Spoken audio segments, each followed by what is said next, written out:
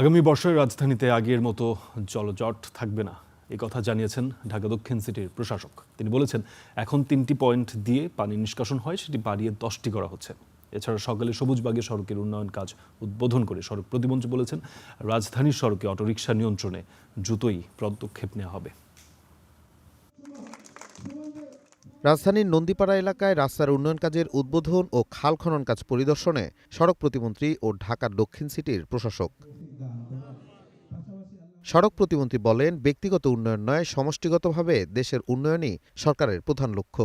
তারেক রহমানের নির্দিষ্ট পরিকল্পনার আওতায় আমরা দেশকে এগিয়ে নিতে চাই। আর আমাদের মূল লক্ষ্যই হচ্ছে ব্যক্তির উন্নয়ন নয়, আমাদের মূল লক্ষ্য হচ্ছে সমষ্টিগত এলাকার উন্নয়ন, দেশের মানুষের উন্নয়ন এবং ঢাকা নয়ের উন্নয়ন।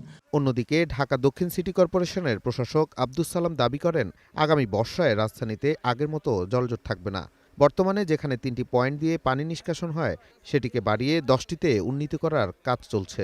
আমরা চাই এই বর্ষা মৌসুম আসার আগেই আমরা খালগুলোকে যাতে পানি প্রবাহিত থাকে সেটার ব্যবস্থা করতে চাই। আমরা চেষ্টা করব এই বর্ষার আগে যতটুকু জনগণকে সুযোগ সুবিধা দেওয়ার জন্য আমরা সেটা দেওয়ার চেষ্টা করব।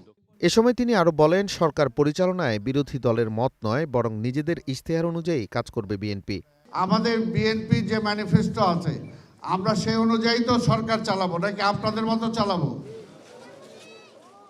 Nazmul Hasan, star news, Dhaka.